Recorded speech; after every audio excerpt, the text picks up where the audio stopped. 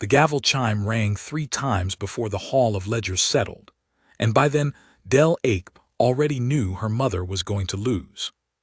She could see it in the way Warden-Adjudicator Draeth Corvane held his shoulders, not the rigid, ceremonial stillness the other Vantrel officials wore like a second skin, but something tighter, more coiled, a man counting down a clock only he could hear.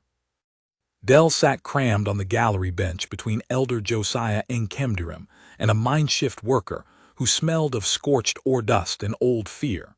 Her knees jammed against the rail, and she watched her mother stand alone at the petitioner's mark on the chamber floor, small and straight-backed under 6 meters of vaulted gray stone. "Petitioner Nia Achebe," Draeth said, his translated voice flattened by the collar-mounted resonator into something bloodless and administrative. "You submitted a formal grievance to this Assize alleging structural negligence in the Amaranth Deep excavation, resulting in the deaths of 11 colonial laborers, 3 days past. Do you affirm this grievance as written?" "I affirm it," Nia said. Her voice didn't shake. Del had spent 15 years learning her mother's voice the way other children learned lullabies, and she knew exactly how much it was costing Nia not to shake. "You allege the load-bearing struts in Shaft 9 were removed ahead of schedule, against posted safety variants, at the direction of Concord Mine Administration." "I do." "You have no witnesses to this removal. You have no maintenance log. You have your own recollection, unsupported." "I have 11 names," Nia said. "I have 11 families in this gallery right now who buried what the mountain gave back to them. I have a foreman who submitted a variance exemption request 9 days before the collapse and never received a denial, because it was never intended to be denied. It was intended to be quietly granted and never logged. You are alleging the existence of a document you cannot produce. I am alleging the existence of a document someone in this administration can produce, and has chosen not to." A murmur went through the benches, quickly swallowed. Beside Del, Elder Josiah's weathered hand found her shoulder and pressed once, steadying, the way he'd steadied half the children in Amaranth Deep at one graveside or another over the 30 years he'd served as the settlement's elected speaker. "Easy," he murmured, barely a breath. "She knows the ground she's standing on." Del's hands curled into fists against her knees anyway. Behind Draeth, on the raised dais reserved for the Concord's administrative witness, sat a junior functionary in the deep blue of the mine overseer's office, watching the proceeding with the flat patience of a man who already knew the ending. Draeth's mask caught the hall's cold blue lighting as he turned his head. The mantle, the Vantrel called it, a fused faceplate of dark, faceted crystal grown into the bone beneath, worn from investiture until death, showing to anyone who looked the ridged, symmetrical lines of a clear-line lineage, 3 generations proven, 3 generations of unbroken service to the Concord. Del had grown up under Vantrel administration long enough to read a mantle at a glance the way she read weather. Draeth's ridges ran high and sharp across the brow, cutting down past where a human nose would sit, fanning out at the jaw in a pattern any Vantrel clerk would recognize on sight as elite. "Grief," Draeth said, "is not evidence, petitioner. This Assize operates on record, not on feeling. Absent maintenance documentation corroborating your claim, this hall has no choice but to treat the collapse as an unavoidable geological event, and your allegation of administrative negligence as." He paused, and Del watched his gloved fingers drift just briefly to the hairline seam at his jaw where the mantle met skin, a small unconscious touch, gone almost before it registered as unsubstantiated agitation, damaging to Concord colonial relations. "Unsubstantiated," Nia repeated very quietly. "You will retract the allegation of negligence and enter a corrected statement attributing the collapse to natural strata failure. Refusal will be treated as a formal charge of seditious falsification against the colonial charter of Amaranth Deep." Del's stomach dropped straight through the gallery floor. She knew what a charter revocation meant. She had grown up hearing the word passed between adults in low voices, the way you'd say a disease. It meant the mine kept operating, and the people who worked it stopped having any legal claim to the ground they lived on. It meant redistribution, scattering. The settlement's 400 people split across a dozen other colonial stations, wherever labor was short. It meant her mother's name on a permanent Concord flag as an agitator, which meant every door in the sector closing to her for the rest of her life. And it meant no one would ever answer for Kofi. Dell's brother had been 22 years old, 3 years into his apprenticeship as a strut tender, the kind of quiet, careful, competent young man who checked bolts twice because once wasn't enough. He had told Dell, 4 nights before the collapse, sitting on the edge of her bunk with grease still under his fingernails, that Shaft 9's support schedule had been cut, that the crew foreman had orders from the overseer's office to pull the load struts 11 days ahead of the mineral vein's projected exhaustion, to hit some quota Dell never fully understood and didn't care to. Kofi had said he was going to report it up the chain, the proper way, through the settlement's petition process, because that was how you did things, that was the whole point of having a charter at all. He never got the chance. Shaft 9 came down 4 days later with Kofi and 10 other people still inside it. I am aware of colonial custom regarding grief, Draeth continued, and something in the careful evenness of the phrase made it land worse than any bluntness could have. This hall extends its sympathy. Sympathy does not overturn the burden of proof. Then subpoena the log, Nia said. You have that authority. Order the overseer's office to produce the maintenance record for Shaft 9, and if I am wrong, I will stand here and retract every word myself. Draeth was silent for a moment that stretched a beat too long. This Assize will not compel the administrative office to produce internal scheduling documents on the basis of unverified petitioner testimony. You mean you won't ask him, Nia said, and for the first time her voice cracked, not with fear but with something closer to disbelief. Because you already know what he'd have to hand over if you did. Dell looked at her mother, standing alone at the rail with the weight of 400 people and one dead son behind her, being told that her grief was not evidence, and her most reasonable request was somehow also out of order. She saw the log, Dell said. The words came out before she'd finished deciding to say them, too loud in the hushed hall, cracking straight through 15 years of being told to sit still and be quiet in rooms that belonged to other people. Every head on the gallery benches turned. Draeth's masked face swung toward her with the unhurried, predatory precision of something that had never once in its life been interrupted. Beside her, Elder Josiah's hand tightened on her shoulder, not to silence her. She realized a half-second too late, but because he'd seen where this was going before she had.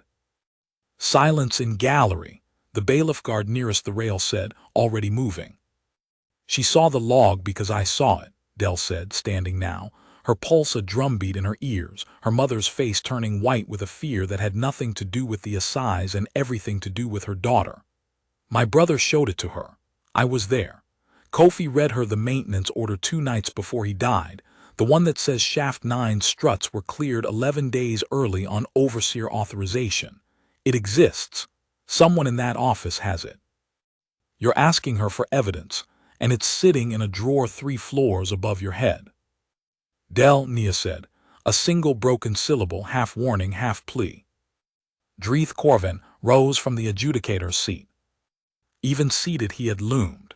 Standing, in the ceremonial weight of his adjudicator's robe, he filled the space over the rail like a wall going vertical. This gallery, he said, and his resonator-flattened voice had gone very soft, which was somehow worse than loud, does not speak. This gallery has never spoken in the 400 cycles of this Assize's standing. You will sit down. Not until someone in this room admits what actually happened to my brother. The hall held its breath. Dell held hers too, chin up, feet planted, 15 years old and shaking with something that wasn't quite fear, standing in a chamber built to make people feel very small and refusing, for one long moment, to feel it. Draeth crossed the distance between the dais and the rail in 4 strides that should have taken longer, and Del had exactly enough time to think that was fast for someone his size before the back of his gauntleted hand caught her across the cheek and jaw, and the world went white and ringing, and she was on the gallery floor with the taste of copper filling her mouth and her mother screaming her name from somewhere very far away. The chamber erupted. Del heard it distantly, through the ringing, benches scraping, voices rising in a dozen different registers of outrage and fear, a guard's boots hitting the floor beside her head, Elder Josiah's hands already under her shoulders trying to lift her before a bailiff shoved him back. She got one hand under herself, pushed up, spat blood onto gray stone, and found that her vision, blurred at the edges, was clearing enough to see her mother fighting against 2 bailiff guards who had her by both arms, hauling her back from the rail, Nia's mouth open in a shape that was screaming her daughter's name over and over, though Del could barely hear it through the ringing in her own skull. "Order," Draeth said, and the resonator caught the word and flattened it into something almost gentle, which made it obscene. "Order in the Assize." Someone was pulling Del upright by the arm, not gently, a bailiff guard's 4-fingered grip closing hard enough to bruise, hauling her toward the side exit.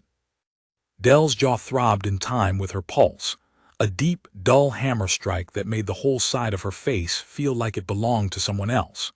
She could feel the split in her lips swelling already, and underneath the pain, underneath the ringing, something else was building, something that felt less like fear and more like the moment right before a landslide, when the whole slope has already decided to move and just hasn't started yet. "You struck a child," Elder Josiah shouted, his old voice carrying over the chaos with a force Del had never once heard from him in 15 years. "In open assize, in front of 400 witnesses, you struck a 15-year-old girl." "The gallery does not speak," Draeth said again, louder now, and Del understood, even dazed, even half-deaf, that he was not going to let this become about his own hand. He was already turning it, already reshaping the moment into something he could survive. "Gallery breach of protocol will be addressed under standing correction authority. This Assize is not accountable to spectators for the maintenance of its own order." "Correction authority," Josiah spat. "Show me the code citation. Show me one prior instance in 400 cycles of this hall's record. You will address this Assize through proper channels, Elder, or you will join the minor in custody. Bailiffs, remove her to holding. This Assize will reconvene at duskbell to render final judgment on Petitioner Achebe's grievance, and will additionally consider a charge of contempt against the minor Assize Ache, known as Del." Del's mother screamed something that might have been a name or might have just been sound, and then the side door closed behind Del and cut it off, and she was in a narrow gray corridor with a bailiff guard's hand still locked around her upper arm, blood cooling on her chin, and the whole slope of the mountain finally, silently, beginning to move. The holding room was smaller than her family's entire living quarters back at Amaranth Deep. A bare gray cell with a bench bolted to the wall, and a single high slit window that let in a smear of gray daylight from Corvassa's thin, distant sun. Del sat on the bench with her knees drawn up and her arms wrapped around them, and every time she breathed in through her nose the smell of her own blood made her stomach turn. The first visitor was not who she expected. A Vantrel woman in the dark uniform of the custodial watch entered without knocking, her mantle plain and unadorned save for a single rankridge along the temple, and studied Del with the bored efficiency of someone who had processed a great many detainees and did not intend to spend much thought on one more. "Watch Captain Ressa Ilvanth," she said, by way of introduction, and made a note on the wall-mounted intake panel without waiting for Del to respond. "You'll be held pending Assize disposition. Standard procedure. I'm required to inform you that any further outburst during proceedings will be treated as escalating contempt and may extend the custodial reassignment term." He hit me, Dell said. Her voice came out smaller than she wanted it to, thick around the swelling in her lip. In front of everyone. Noted in the incident log, Ressa said, in exactly the tone she might have used to note a scheduling conflict. Adjudicator conduct is not within the custodial watch's remit to evaluate. I only manage detention. Has this happened before? Ressa's eyes flicked to her, and for just a moment something moved behind the professional blankness, not sympathy, exactly, but a flicker of the kind of weary recognition that comes from having watched the same pattern repeat too many times to still call it surprising. I process a great many detainees connected to this hall's petitioners, she said, carefully. I don't editorialize about the pattern I've watched among them. That's not my remit either. She turned to go, then paused at the door, and added, in a voice pitched low enough that Dell understood it wasn't meant for any official record at all. You might ask the woman 2 cells down, Farai Bikel.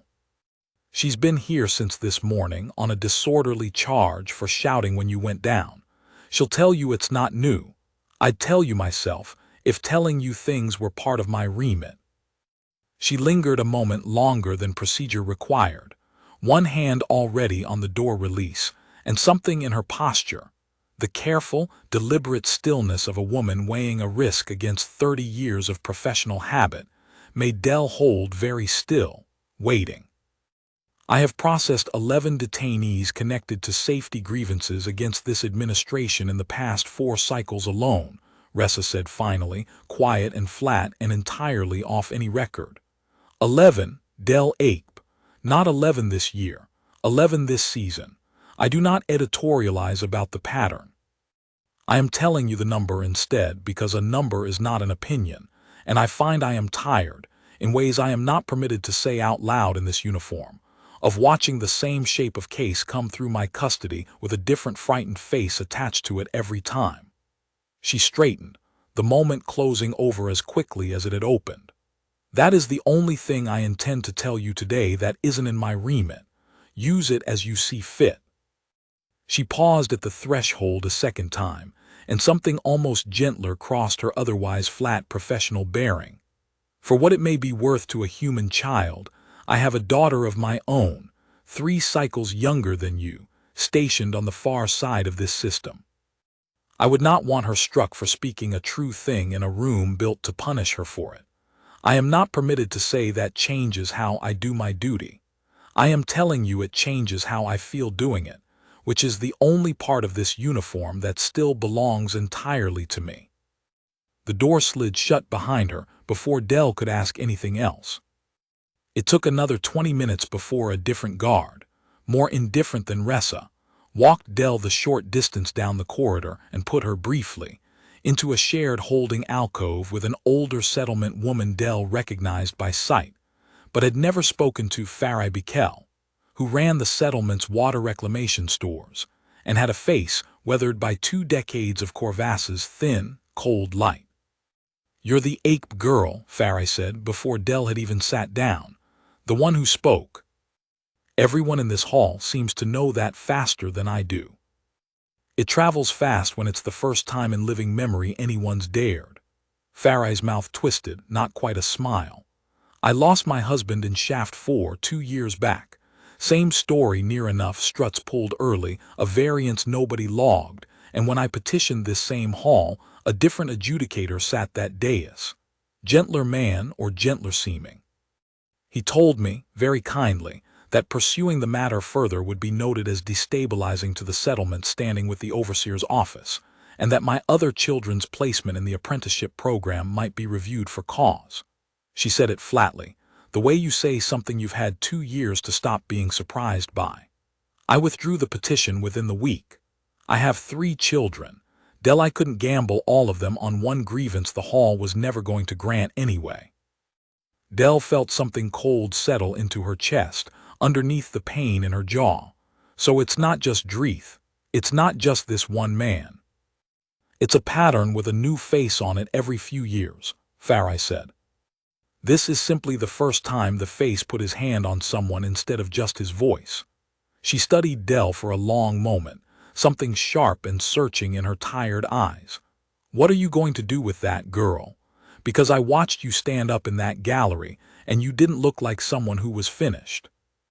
Dell didn't answer. She wasn't sure yet in that moment what the honest answer was.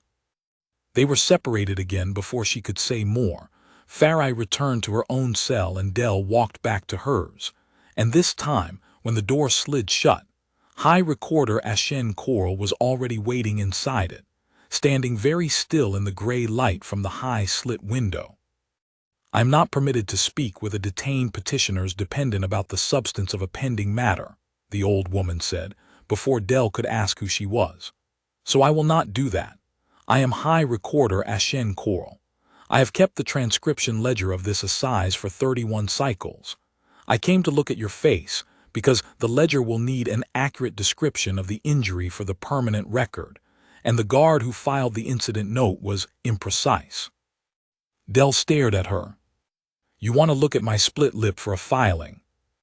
"I want to look at your split lip," Ashen agreed, "because an accurate record is the only weapon this hall has ever given the powerless, and most of them don't know it's there." She crouched, unhurried, studying the swelling along Dell's jaw with clinical care, and made a small mark on a data slate Dell hadn't noticed her carrying. "There, documented, for whatever a document is worth, against a man who's decided documents don't apply to him." Something in the old woman's voice, dry, precise, and underneath it, Dell thought, genuinely angry, made Dell sit up a little straighter. "You don't like him," Dell said, "the adjudicator." "I have transcribed 41 adjudicators across 31 cycles," Ashen said.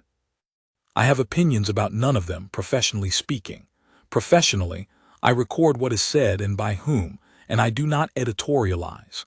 She paused, and something in the careful stillness of her posture told Dell that a great deal was about to follow that word professionally. "Unprofessionally, I have never in 31 cycles watched a sitting adjudicator strike a member of the public gallery. It has never happened. There is no procedural precedent for it in the entire ledger." He invoked standing correction authority as though it were an established tool of this assize. "It is not. I would know. I have read every ruling this hall has issued for 3 decades. He invented that authority in the moment he used it." Dell's pulse picked up. Then he broke the law right there. In front of everyone. "He broke a norm," Ashen said carefully. "Norms and laws are not the same instrument, and a Warden-Adjudicator's discretionary authority over his own hall is broad enough to swallow most challenges to it. No, what he did to you was ugly, and it will follow him, but it will not undo the sentence he intends to hand your mother at duskbell. That requires something with actual teeth.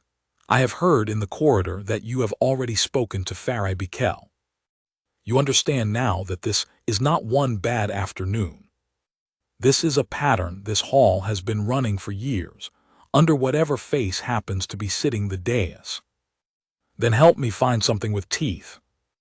Ashen was quiet for a long moment, studying Dell with an expression Dell couldn't read through the fine crystal lattice of the old woman's own mantle. Sympathy, maybe, or calculation, or both at once. "I keep a private supplementary ledger," she said finally. "Beyond the official transcript. Small irregularities I note because 31 cycles teaches a recorder that small irregularities matter more than large declarations. Adjudicator Corvane was invested into this assize 11 months ago, transferred in from a border station with what his file calls an accelerated clear line service record. I have requested 3 separate times the public investiture footage that every clear line official's mantle right generates as a matter of course footage of the bonding ceremony, the crystal growth verification, the lineage attestation. It is public record. It is always public record. Every investiture I have ever transcribed, going back 31 cycles, has that footage on file within a season of the ceremony. And his isn't. His is marked sealed by administrative order of the overseer's office," Ashen said. "Which is, in 31 cycles, something I have never once seen done to a legitimate record." Dell's breath went short. "You think his mantle is fake?" I think, Ashen said, that I am an old recorder who has learned to be careful about what she thinks out loud, in a hall run by a man who struck a child for speaking an inconvenient fact. I think you should know that a bonded clear-line mantle is fused into the orbital and jawbone during the rite grown there over a season, cell to crystal. It cannot be removed. Not by force, not by surgery short of destroying the skull beneath it. I have seen dead Vantrel with their mantles still fused a century after death. She stood, smoothing her gray robe, the data slate disappearing back into its fold. A forged overlay, purchased, illicit, the kind of thing that exists in the deep black markets of a dozen border stations for those desperate enough and wealthy enough to buy a lineage they were not born to, is clasped, mechanically seated at the jaw seam, under the chin, where the join can be hidden by a raised collar and careful posture. It requires constant small adjustment, which is why such men develop a habit of touching the seam when they think no one is watching. Dell thought of Draeth's gloved fingers drifting to his jaw in the instant before he condemned her mother's grief as unsubstantiated agitation. I saw him do that, she whispered, in the hall right before. I did not see it, Ashen said. I was watching the ledger as I am required to. But I believe you. She moved toward the door, then paused, one hand on the frame, and when she spoke again her voice had dropped lower, the careful professional distance cracking just slightly at the edges. The final sealing of any Assize ruling requires the adjudicator's crystal signet, the mark set at the left temple of a true mantle, the ancient point of resonance pressed to the record slate. It is not simply spoken law, it is physically bound, the same way it has been bound for centuries longer than the Concord has held this system. A forged signet has no true resonance. It can mimic the gesture. It cannot complete the ritual cleanly if the underlying crystal is never given the season it needs to bond. I do not know if his forgery is good enough to fool the slate. I suspect, given how carefully his footage has been sealed away, that it is not, and that this is precisely why his rulings are always rendered so quickly, before anyone has time to look closely at the machinery of the moment. I am an old woman who has spent 31 cycles being told that the record is neutral and the record is enough. I do not believe that anymore. I believe the record is only as strong as someone's willingness to force the truth into daylight where it cannot be sealed away again. I cannot do that. I am bound by procedure I have followed for 3 decades, and if I break it now publicly, I will be removed from this hall before the words finish leaving my mouth, and the ledger, the only honest thing in this whole administration, will go to someone who will not care what it says. She looked back at Dell, and there was something fierce underneath the age in her eyes. But a clasped mantle can be pulled free by a hand with nothing left to lose. That is not procedure. That is physics. I offer you no instruction, Assize Achebe. I offer you only the shape of a fact, and I am gone from this room in the time it takes you to decide what to do with it. The door slid shut behind her, and Dell sat alone in the gray cell with her split lip and her ringing jaw, and the shape of a fact turning over and over in her mind like a stone she couldn't stop touching. She had perhaps 20 minutes with that stone before the door opened again, and this time it was Watch Captain Ressa Ilvanth herself, with a second detainee in tow, a human boy Dell recognized instantly, close to Kofi's age, still in the grease-stained coveralls of a mine apprentice. Terk Bello had trained beside Kofi for 2 years, had been at the settlement's memorial gathering the week before with his hands shaking too hard to hold his cup, and now stood in the doorway of Dell's cell with a fresh bruise blooming along one cheekbone and an expression somewhere between fury and terror. He tried to enter formal testimony from the corridor, Ressa said, in the same flat administrative register she used for everything, though Dell thought she saw something tighten at the corner of the Vantrel woman's mouth as she said it. Disorderly conduct, obstruction of proceedings. He'll be held pending disposition alongside you. She left without further comment, the door sliding shut behind her, and for a moment neither of them said anything at all. They wouldn't let me in the gallery, Terk said finally, dropping onto the bench across from Dell, wincing as the motion pulled at his bruised cheek. "I heard what happened to you through the outer doors. I tried to get a bailiff to carry a message in that I could confirm what Kofi told your mother, that I saw the same variance order myself, that there were 2 of us who read it, not 1. They told me unsolicited testimony wasn't accepted mid-proceeding. When I wouldn't stop asking, one of them decided I was disorderly." He looked at her bruised jaw and his own hands curled into fists on his knees. "I'm sorry. I should have gone to the recorder's office weeks ago instead of just telling Kofi's family privately. I was scared what it would cost me. Now it's cost me anyway, and it didn't even help." "It helps," Dell said. "It means it isn't just my word and my mother's word anymore. It means there's a second person who read that order with his own eyes, sitting in a cell 3 doors from mine because he tried to say so out loud." She managed something that wasn't quite a smile, thin and fierce. "That's not nothing, Terk. That's exactly the shape of thing Recorder Coral told me this hall runs on, when it isn't being run by a man who's decided the shape doesn't apply to him."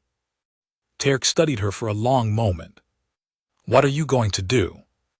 Dell didn't answer that either, not fully, not yet, but she found, saying it out loud even in fragments to someone who'd known her brother, that the shape of the idea in her chest had gone from a stone she couldn't stop touching to something closer to a decision already half-made. They gave her almost 4 hours before dusk bell. Dell spent the first hour simply shaking, delayed reaction. She understood distantly, the adrenaline of the strike and the standing up finally arriving now that there was nothing left to do but sit in a locked room and wait. She pressed her palms flat against her knees and breathed until the shaking stopped, because Kofi used to tell her that panic was just your body trying to run somewhere with no destination, and the fix wasn't to stop the fear, it was to give the fear a direction. She gave it a direction. She thought about the mine. She had grown up half her life underground, in the crawl spaces and access tunnels where the settlement's children ran errands between shifts, and she knew load-bearing structure the way other children knew games, knew what it looked like when a strut was doing its job and when it wasn't, knew the particular silence of a shaft that had been quietly, deliberately hollowed out from beneath its own safety margins. She had grown up trusting structure. She had grown up believing that if the struts were in place, the mountain would hold, and if the mountain held, everyone got to go home. She thought about the last real conversation she'd had with her brother, the one that hadn't been about the mine at all. 2 weeks before the collapse, Kofi had taken her up to the surface observation deck during a rare clear sky rotation, the 2 of them sharing a ration bar and watching Corvassa's thin sun crawl along the horizon, and he'd told her, half joking, that he was thinking about applying for the settlement's apprentice representative seat once he made full strut tender rank, because somebody ought to be down in the tunnels who also had a voice up in the hall. Somebody who could translate between the 2, he'd said. You spend too much time in a place like this only speaking the language of the people who already have power, and eventually you forget the other language even exists. He'd laughed when he said it, easy and unhurried, 22 years old with his whole future assembled neatly in front of him like a checklist he fully expected to complete. Dell had laughed with him. Neither of them had known they had 18 days left. Draeth Corvane's mantle was a strut. That was what Ashen had given her, underneath the careful, cautious language of an old woman protecting her own neck, not proof, not evidence a court would weigh, but a load-bearing fact about the shape of the man's authority. Everything he had, the dais, the resonator-flattened voice of law, the power to strike a child and call it correction, the power to end her mother's life with a formal declaration. All of it rested on a claim about his own face that he had bought instead of earned, sealed under administrative order so no one could check the math. She thought of Kofi checking bolts twice, because once wasn't enough. She thought of 11 names her mother had spoken into a room that called grief inadmissible. She thought of Farai Bikel withdrawing her own grief 2 years ago to protect 3 living children, and did not judge her for it, not even slightly, and understood in the same breath that she herself did not have 3 living children to protect, only a mother who might lose everything by dusk-bell and a brother whose name deserved better than a sealed drawer. By the second hour she had stopped shaking and started, very quietly, to plan. She knew the Hall of Ledgers from every angle, a 15-year-old settlement girl waiting through years of her mother's petition hearings, could know a room, knew that the adjudicator's dais sat 2 low steps up from the chamber floor, close enough to the petitioner's rail that a person standing at that rail, if they moved fast and low, could close the distance in under 2 seconds. She turned Ashen's explanation of the sealing ritual over and over, matching it against a dozen half-remembered dusk-bell judgments she'd watched from the gallery over the years. The way every adjudicator she'd ever seen lifted the signet with a small, almost reverent pause before contact.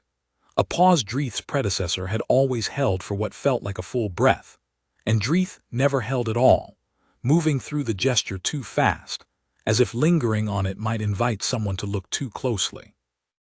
A man's authority to end her mother's life, in other words, lived in a piece of crystal glued to his jaw, not metaphorically, literally, physically, mechanically, in the machinery of the ritual itself. By the third hour she had it. Not a plan with contingencies and fallbacks. She was 15, alone, unarmed, and locked in a cell, and she knew better than to pretend she had the luxury of contingencies. She had one single, simple, terrible idea, and the understanding, cold and clear at the bottom of her chest, that she was probably going to get hurt doing it and was going to do it anyway. She thought about her mother's face, white with fear at the rail, and understood that the fear had never once been for herself. At the edge of the third hour, a bailiff guard she didn't recognize came to move her, not to the Hall of Ledgers yet, but to a waiting antechamber adjoining it, standard procedure. She gathered from the guard's board mechanical instructions for a contempt-charged dependent awaiting sentencing alongside the primary petitioner. The guard was younger than most of the bailiffs she'd seen that day, and as he walked her down the corridor he glanced at the bruising along her jaw twice, quick and involuntary, and said nothing at all, which told Del more than words would have. Somewhere beyond the outer walls of the Assize complex, muffled by stone and distance, she could hear something that took her a moment to place: voices, a great many of them, low and steady and not dispersing. By the time the guard reached the antechamber door, he'd stopped pretending not to notice it either. "That's half your settlement out there," he said, quiet, almost involuntary, the first thing he'd volunteered all day. "Word travels fast on a mining station. Watch captains had to pull 2 additional details to the main gate." He hesitated at the door, hand on the release. "For what it's worth, I've stood this post 11 months. I've never seen a crowd hold like that outside this hall before dusk-bell. Usually people just go home and wait for the ruling to be posted." He said nothing else, and Del filed it away with everything else she was quietly gathering that afternoon. One more small, unlogged fact about the shape of the pressure building against a man who thought he had 4 hours left to finish what he'd started. The antechamber had a narrow observation slit looking into the main hall, and through it, over the next half hour, Del watched the chamber slowly fill, settlement families crowding the gallery benches again, drawn back by whatever version of the story had already spread through Amaranth Deep's tight, fast-talking community. Elder Josiah returned to his seat with a fresh bruise of his own along one temple that he wore like a badge. The same functionary from the overseer's office resuming his seat on the dais with the same flat, patient watchfulness, and finally her mother, escorted back to the petitioner's rail, her wrists bound in a restraint cord that hadn't been there before, her eyes finding the observation slit the instant she was turned toward it and holding there, silently, desperately, on her daughter's face. Del pressed her palm flat against the cold gray wall beside the slit, as close to her mother as the wall would let her get, and did not look away.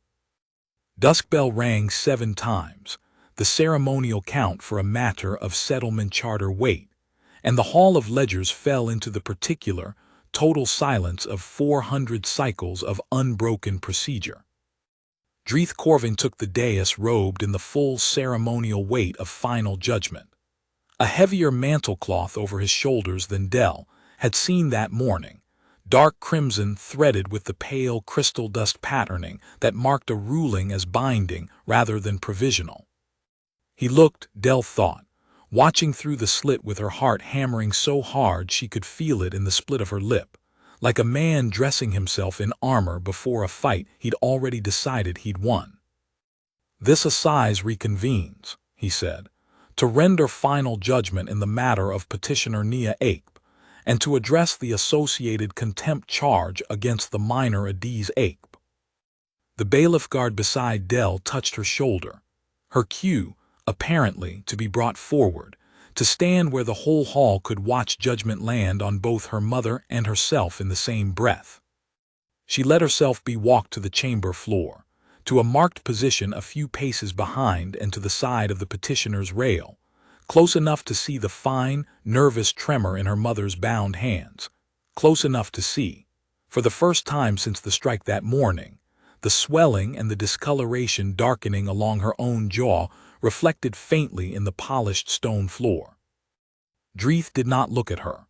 He looked at the record slate mounted at the center of the dais, its surface dark and waiting, and at the date attestation glyph scrolling along its edge. Dell understood, with sudden cold clarity, that those glyphs were counting down. Something upstream, something in the overseer's office or higher, was pressuring this to finish fast. Assize's sealed footage. The whispered irregularities. Someone, somewhere above Draeth Corvane, was starting to ask questions he needed to outrun. "Petitioner Achebe," Draeth said, "having failed to substantiate her allegation of administrative negligence, and having refused, when given opportunity, to enter a corrected statement, is found in violation of Assize Code 9, seditious falsification against Concord colonial relations." His voice took on the particular, deliberate weight of a man performing finality, savoring it. This hall further notes, for the record, that the petitioner's dependent compounded the offense through open contempt of proceedings, an aggravating factor this hall has taken into account in determining sentence severity. A sound went through the gallery like wind through dry grass, 400 people's future breaking all at once. "Sentence," Draeth continued, "permanent labor remand, effective immediate, and revocation of the Amaranth Deep Colonial Charter, effective at next cycle's administrative reallocation. The settlement's 400 registrants will be dispersed to labor need across the Corvassa administrative sector, according to standing reallocation protocol." He let the words settle, unhurried now, savoring the shape of finality, the way a man savors the last certain thing he expects to hold for a long while. The settlement's communal holdings, housing, stored provisions, the sealed grounds of Shaft 9 itself, revert to Concord administrative control upon dispersal, to be repurposed at the overseer's discretion. The sealed grounds of Shaft 9. Dell heard the gasp that went through the gallery at that particular line, heard, distinctly, her mother's breath catch, because it meant not only scattering 400 living people, but handing over the very ground where 11 of them still lay, unrecovered beneath the collapsed rock, to the same office that had spent 3 days calling their deaths an unavoidable geological event, and would now be free to do with that ground whatever suited the next quota. "No," Nia said, very quietly, not a plea, just a fact stated into the silence, the way she'd stated everything else that day. "The minor Assize Achebe," Draeth continued, "is found in violation of gallery protocol, contempt of standing correction authority, and is remanded to Concord custodial reassignment pending further review, effective upon the sealing of this judgment." Custodial reassignment. Dell understood, distantly, underneath the roaring in her ears, that this meant they intended to take her somewhere else entirely, separate from her mother, separate from everyone she had ever known, a 15-year-old girl folded quietly into some administrative system where a struck child and an inconvenient witness could simply cease to be anyone's problem. She heard Elder Josiah start to rise from the gallery, heard a bailiff's warning hand land on his shoulder before he'd made it halfway up. Draeth lifted his gloved right hand and pressed the crystal signet at his left temple. The mark set into the mantle over his jawbone, catching the hall's cold light toward the dark waiting surface of the record slate. This was the moment. Dell had known from the third hour in the holding cell onward exactly which moment it would be, and she had promised herself she would not hesitate when it came, because hesitation was a luxury built for people with more time than she had. She did not hesitate. She crossed the distance from her marked position to the dais in 3 strides, faster than the bailiff guards flanking the chamber had time to register as anything other than a blur of motion, faster than her own fear had time to catch up with her body. One guard's hand caught the edge of her sleeve and she twisted through it, the fabric tearing, her balance nearly going out from under her on the polished stone. And then she had both hands on the crystal edge of Draeth Corvane's mantle at the jaw seam, the seam Achebe had described, the seam his own gloved fingers kept drifting to all day, hidden under the high collar of his ceremonial robe. And she pulled with every ounce of grief and fury, and 15 years of being told to sit still that she had left in her body. For one endless, screaming half-second, nothing happened, and Dell felt the whole shape of the plan collapse into a single, terrible possibility. That Achebe was wrong, that the mantle was real, that she was about to be the girl who assaulted a Warden-Adjudicator on top of everything else and lost the fight to do it, that the guard now scrabbling at her shoulders would haul her off before her hands had even finished closing. And then the mantle came away in her hands with a wet, tearing crack, crystal and clasp and adhesive membrane all at once, and Draeth Corvane's bare face was exposed to the entire hall of ledgers. It was smooth. That was the first thing, the thing that landed on the hall like a physical blow before anyone had processed anything else. No ridges, no lineage-fanning crystal pattern at the jaw, no proof of any birth at all beyond the bare, pale, unmarked skin of a Vantrel born without status, without record, without a single generation of Concord service to his name. The unlined. Dell had heard the word all her life the way you hear a word for something so far beneath your own concern, it barely registers as real. The lowest Vantrel caste. Forbidden by ancient custom from holding any mantle at all, forbidden from Concord office, forbidden from standing in a hall like this one, except as a servant carrying water for men like the one he had spent 11 months pretending to be. Draeth's hand still raised, still reaching for the record slate, the crystal signet no longer attached to anything, sitting loose and useless in Dell's white-knuckled fist, froze in the air. The guard who'd torn Dell's sleeve grabbed for her again, harder this time, and she went down under the weight of it, her already bruised jaw catching the edge of the dais step. A fresh bright burst of pain that whited out half her vision, but her hand stayed closed around the signet, and no amount of hauling could take back what 400 people had already seen. The hall of ledgers did not fall silent, it came apart. 400 cycles of procedure detonated all at once, the gallery surging up off the benches, someone screaming, other bailiff guards converging on Dell with weapons half drawn, and then stopping, visibly, uncertainly, because the ancient law they had all been trained under said that laying a hand on a fallen mantle holder without higher authority present was itself a violation nearly as severe as forging one, and none of them, in this exact moment, knew whose authority they were even supposed to be defending anymore. The guard holding Dell down loosened his grip, hesitating, and Dell recognized him, in the half-second before he let go entirely, as the same young bailiff who'd walked her to the antechamber, the one who'd told her about the crowd. He looked for that half-second, like a man who had just watched something rearrange itself permanently in his understanding of what this hall actually was. Elder Josiah was already halfway across the gallery rail, shoving past 2 more bailiffs frozen in the same paralysis, reaching Dell before anyone could decide to stop him. "You," Draeth said, and for the first time all day his resonator-flattened voice cracked, the administrative calm shattering into something raw and human underneath it, something that sounded, absurdly, terrifyingly, like a frightened man rather than a judge. "You have no idea what you have."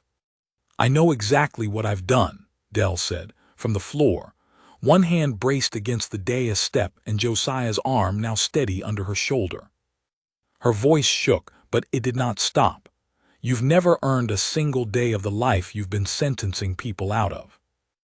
High Recorder Achebe Coral stood up from her transcription station at the side of the dais, the first person in the entire eruption of chaos to move with purpose instead of panic, and her voice, thin and old and absolutely unshaking, cut through the noise like a blade.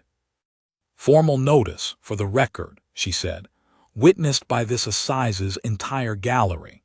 The investiture footage of Warden-Adjudicator Draeth Corvane has been sealed under administrative order for 11 months, contrary to standing Concord transparency requirement. This recorder formally requests immediate emergency jurisdiction from the Continuity Court, on grounds of suspected identity fraud by a sitting judicial officer, and formal stay of all rulings issued under this adjudicator's authority pending review.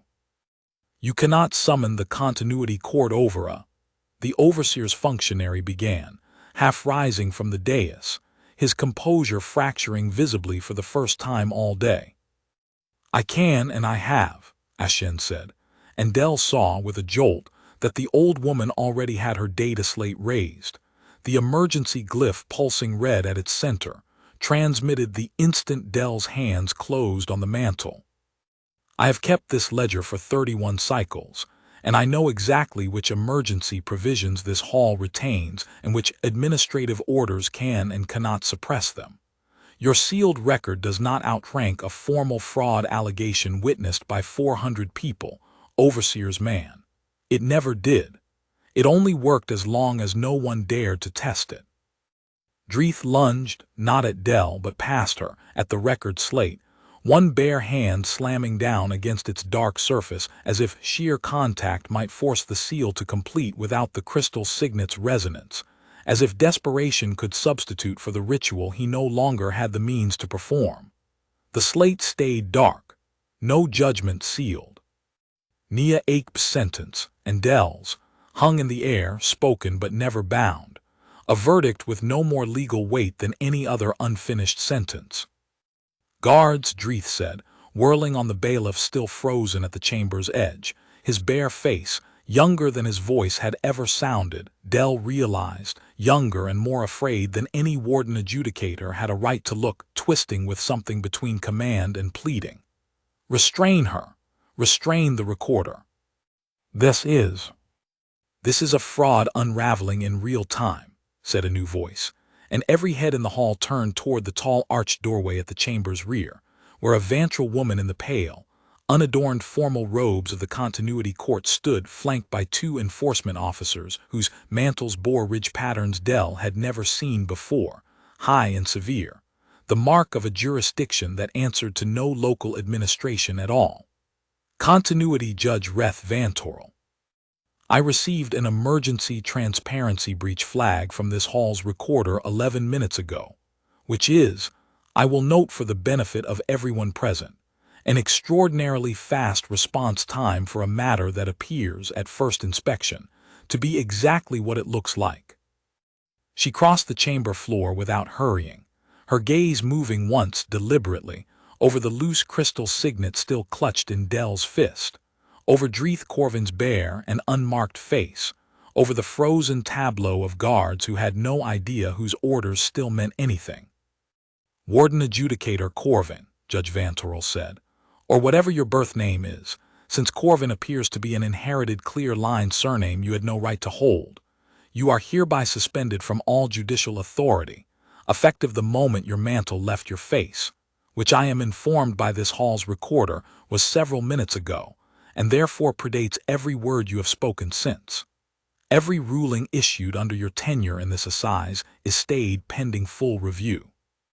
That includes Petitioner Achebe," she turned, and something in her formal, level voice softened by one careful degree as she looked at Nia, still standing bound and stunned at the rail. "Your sentence, which was never legally sealed and is therefore void." Nia's knees buckled. Elder Josiah was there fast enough to catch her before she hit the floor, and the sound that came out of her was not a word at all, just 15 years and one terrible day finally breaking loose all at once. Judge Vantrel's enforcement officers moved past the frozen bailiffs without a word, one taking Draeth Corvane by each arm, carefully, formally, no violence in it at all, which somehow made the moment land harder than any struggle would have, and Dell watched the man who had struck her that morning go still and small between them, his bare, unlined face turned toward the stone floor. Unable to look at the 400 people whose lives he had spent 11 months arranging from behind a face that was never his to wear. Before the officers let him out, Judge Vantrel raised one hand and the small procession paused. She looked at Dell for a long moment, not with pity, Dell thought, but with something closer to careful, professional assessment, the look of a woman recalibrating what she believed a room like this one was actually capable of producing. "I have sat this bench for many cycles," Judge Vantrel said, to the hall at large rather than to Dell specifically, though her gaze didn't move. "I have overturned rulings on appeal, on procedural error, on new evidence surfaced through proper channels, all of it slow, all of it necessary, none of it especially memorable. I do not believe I have ever, in all those cycles, watched a 15-year-old girl accomplish in 3 seconds what this court's entire appellate apparatus generally requires a season to achieve. I want that recorded plainly, recorder choral, exactly as I have said it, with no softening for decorum's sake. This hall owes her considerably more than a stayed sentence."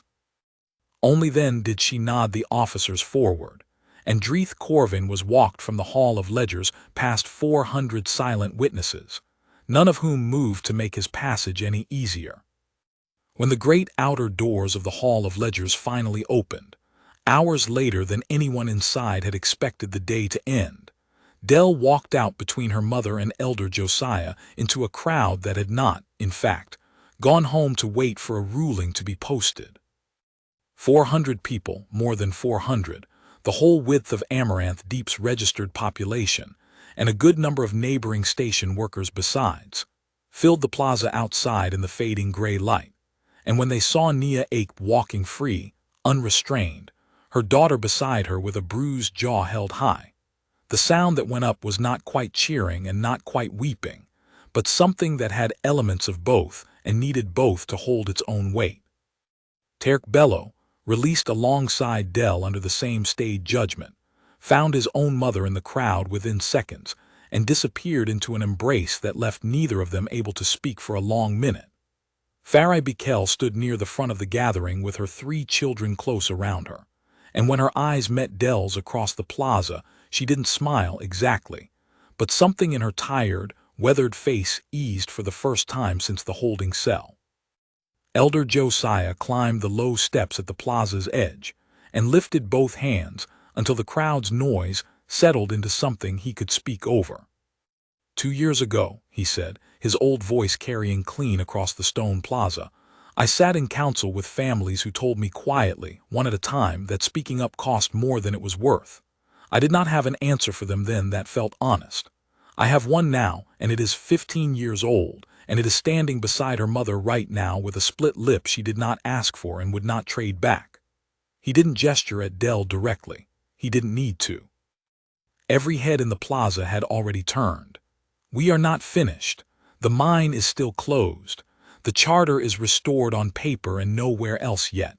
But tonight, for the first time in longer than most of you can remember, this hall was made to answer for itself in front of the people it rules instead of the other way around. Go home. Hold your children close. Come back tomorrow ready to keep doing the long, unglamorous work of making sure it stays that way.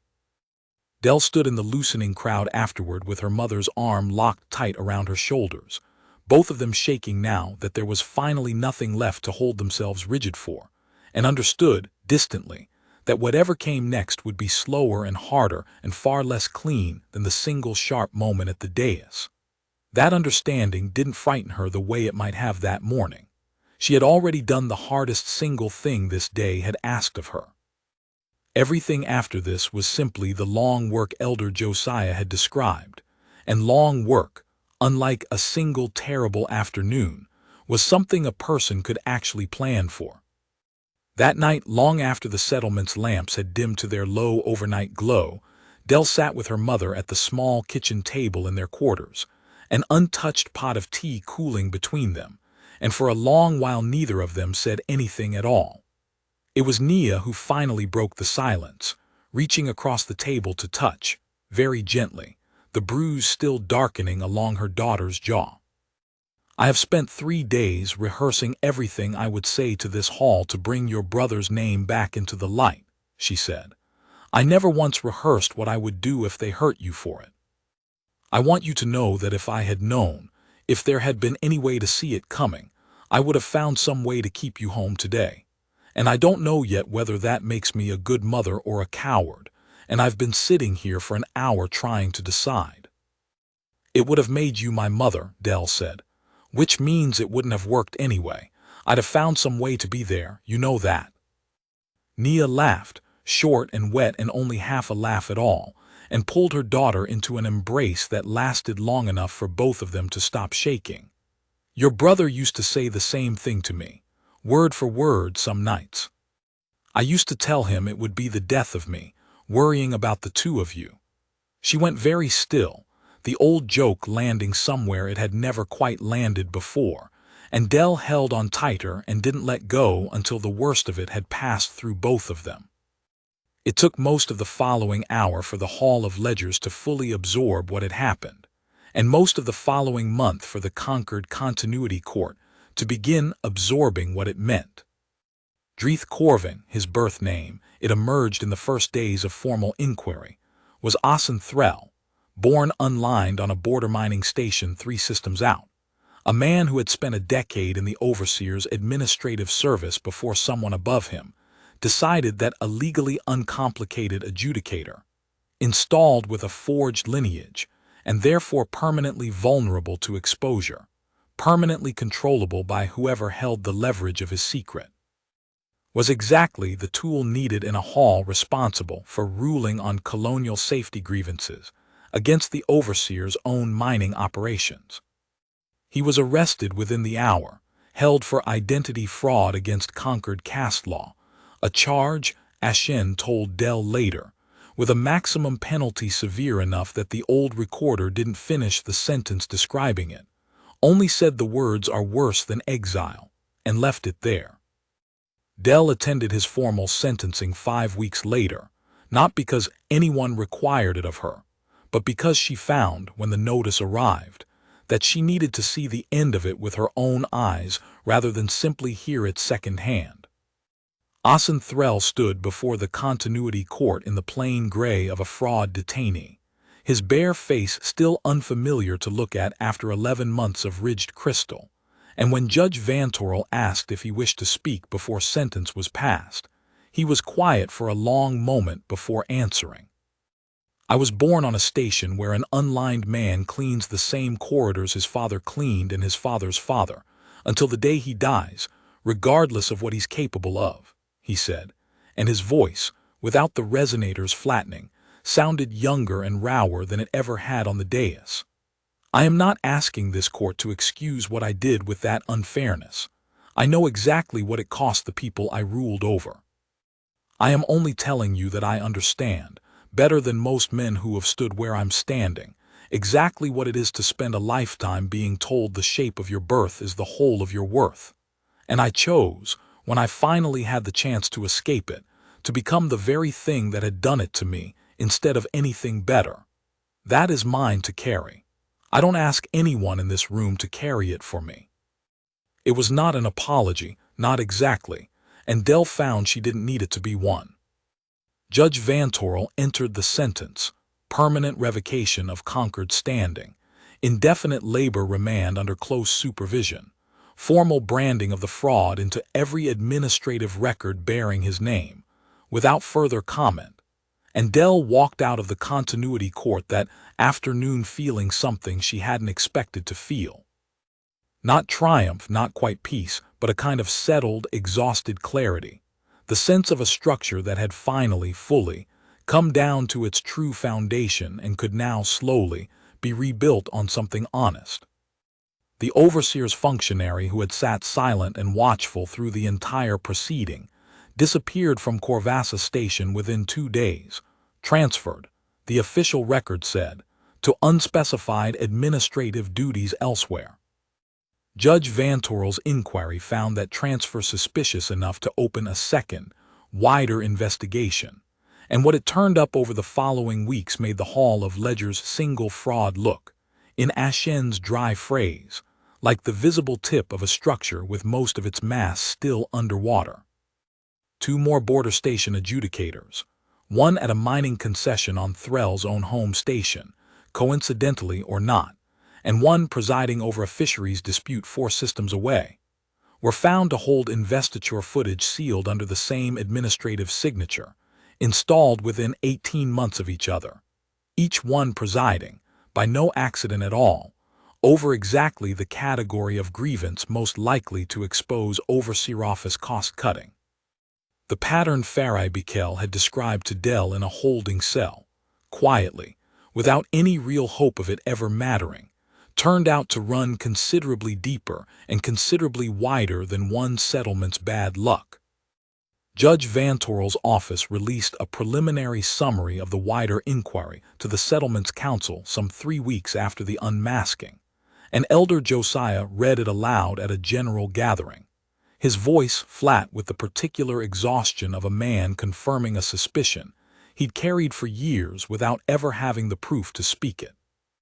The overseer's office, it turned out, had spent close to a decade quietly cultivating a small roster of installable adjudicators.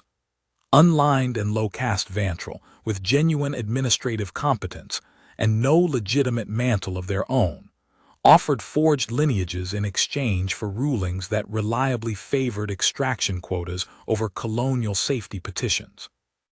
It was, Judge Vantrel's summary noted in the dry language of formal inquiry, a more efficient arrangement than outright bribery of legitimate clear-line officials, since a man with an entirely fabricated identity had no standing of his own to protect and everything to lose the moment his patron withdrew support, which made him, in practice, considerably easier to control than a judge born into power he couldn't be stripped of.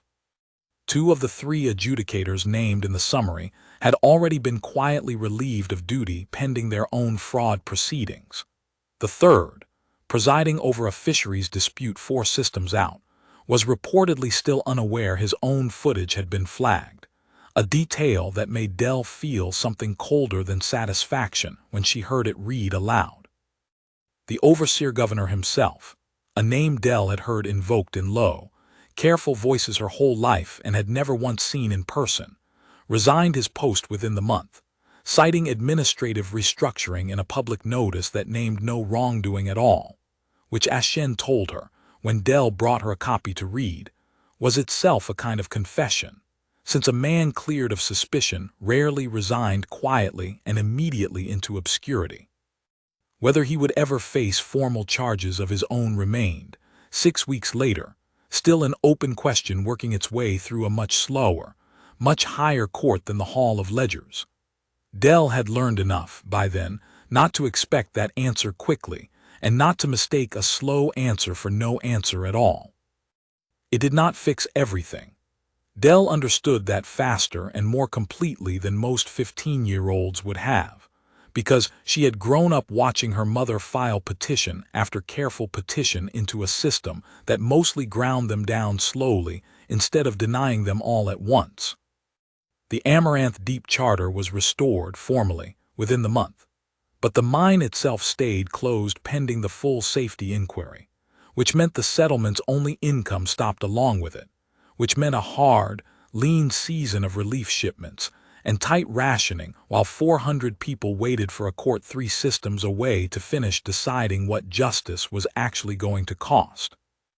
Dell spent much of that season learning what freedom without resources actually looked like up close, helping ration lines move faster in the settlement's communal hall, sitting with Terk and a rotating handful of other apprentices to keep the youngest children occupied while their parents queued for relief crates, watching elder Josiah age visibly under the strain of holding 400 people's patience together through a winter that had never been part of anyone's plan.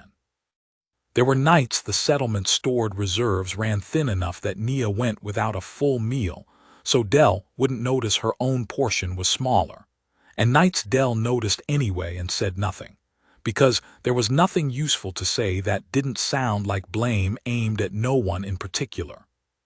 It would have been easy in those weeks to wonder whether the single sharp, decisive moment at the dais had been worth an entire season of hunger that followed it. Dell found, when she let herself actually sit with the question instead of flinching from it, that the answer never once wavered.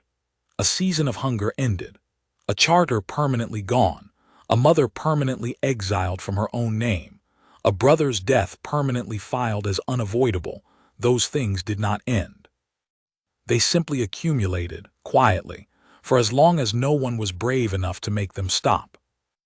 Dell sat in the gallery of the reopened safety inquiry 6 weeks later, no longer a detained contempt case but a formally summoned witness, Ashen beside her at the recorder's table rather than across a holding cell floor. Judge Vantrel presided in person this time, her questions patient and exact, working through the overseer administrators one by one, men and women in blue who had signed off, in careful bureaucratic language, on variance exemptions that had never been logged, on schedules that had never been posted, on a decade of quietly accepted risk that had finally, on one ordinary shift, come due in Shaft 9. "You are aware," Judge Vantrel said to the senior mine administrator, a heavy-set Vantrel official whose mantle, Dell noted with grim satisfaction, was genuine and did nothing at all to protect him now, "that this inquiry has recovered the maintenance order the petitioner originally alleged existed, the one this hall's prior adjudicator declared unsubstantiated. I was not the signatory on that particular. You approved the quota that made the early strut removal necessary to meet extraction targets. Whether your name sits on the specific order or 3 signatures downstream of it does not change whose priorities produced it."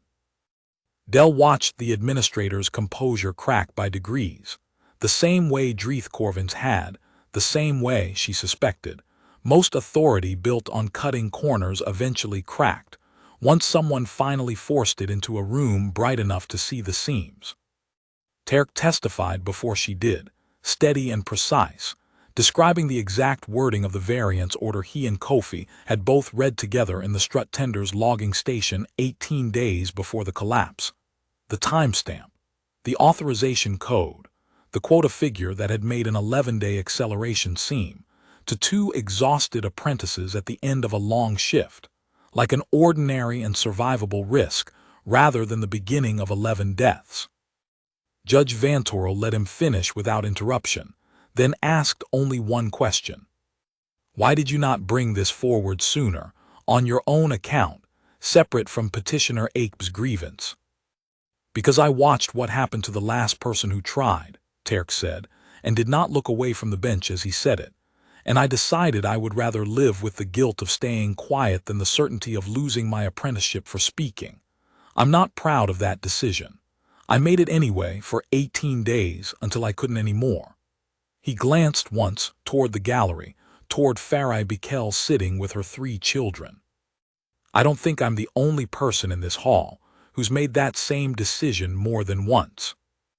Judge Vantrel didn't respond to that directly, only entered his testimony into the record and called the next witness.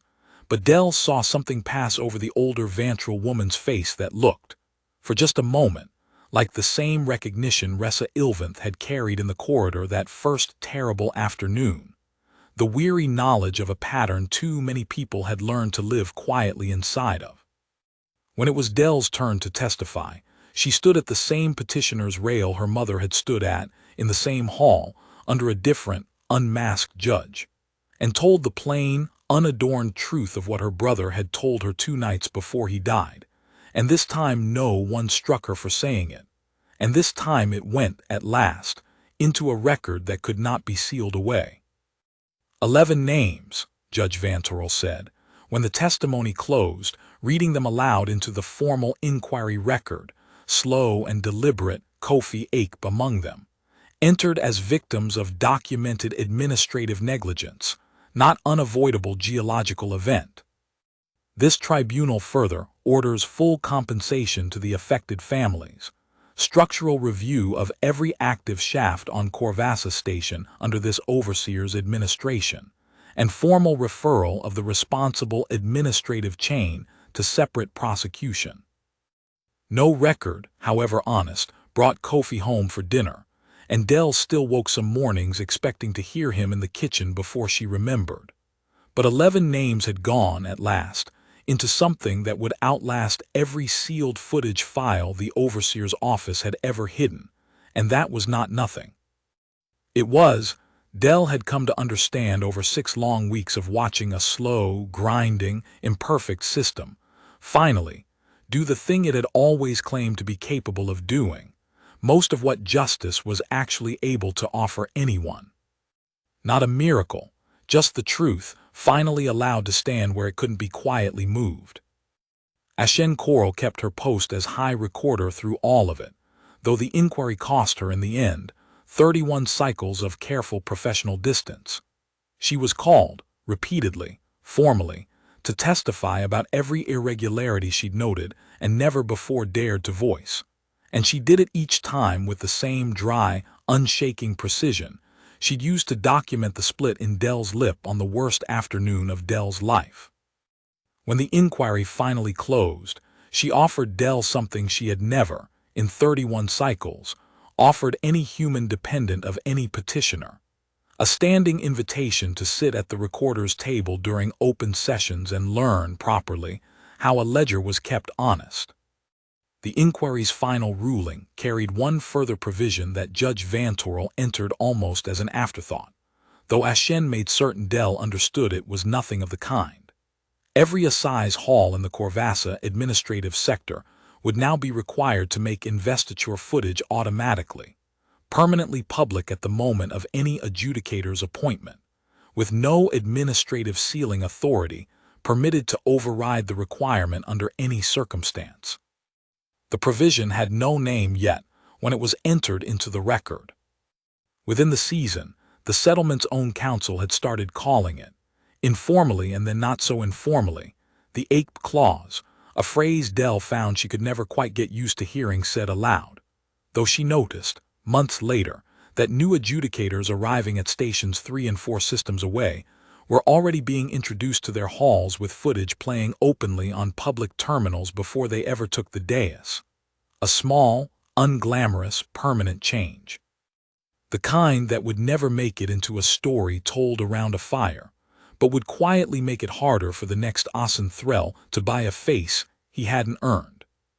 "I told you," she said to Dell, one evening in the half-emptied Hall of Ledgers while the continuity court finished vetting a permanent replacement for the dais, that a document is only as strong as someone's willingness to force the truth into daylight. I did not expect the someone to be 15. "You gave me the fact," Dell said. "You just didn't want to be the one holding it when it went off." "No," Achebe agreed, without embarrassment. "I am an old woman with 31 cycles left to protect and no strut of my own left to spare pulling. You had less to lose and more reason to spend it. That is not cowardice on my part, child. That is arithmetic. But I want you to understand something, because I do not think anyone else in this hall will trouble themselves to say it to you plainly." She fixed Dell with a look that carried the full weight of 3 decades spent reading the true shape of things underneath what people said out loud. A mantle only comes away that easily when the man wearing it never earned the strength to hold it. You did not simply expose a fraud. You tested the entire structure of this hall's authority in front of 400 witnesses, and you did it not knowing whether it would hold or whether it would kill you trying. That is not luck. Do not let anyone, including yourself, ever tell you it was luck. Del thought about that for a long time afterward, walking the settlement's rebuilt paths at dusk. Past the memorial marker the community had raised at the mouth of Shaft 9, with 11 names carved into raw local stone. Kofi's near the top because the mason had started with the youngest. Sitting with her mother on evenings when the relief rations ran thin and neither of them said much, because there wasn't much left to say that the silence didn't already carry. Standing once at Farai Bikel's door with a copy of the inquiry's final ruling in her hands, watching the older woman read her own husband's name entered at last into an honest record, 2 years late and no less true for the waiting.